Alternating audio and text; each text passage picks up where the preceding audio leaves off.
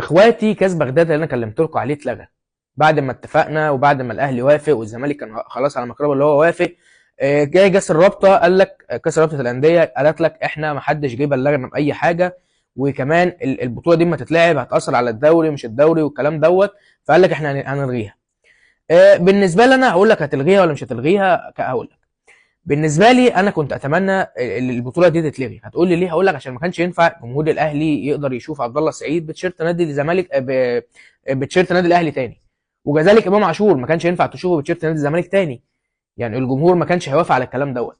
فبالنسبه لي اللي هي تتلغي احسن مما نشوف فيه شحنات اكبر على اللعيبه ومش عارف ايه، وتلاقي بقى في خناقات، وتلاقي في سوشيال ميديا طلعت قاعده تشتم على اللعيبه. فبالنسبه لي الغاء البطوله دي كانت احسن.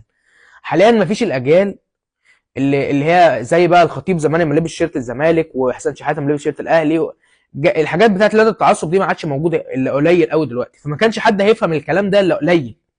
فبالنسبه لي الغاء البطوله ديت هو احسن بكتير قوي. فقول لي ايه رايك، والسلام.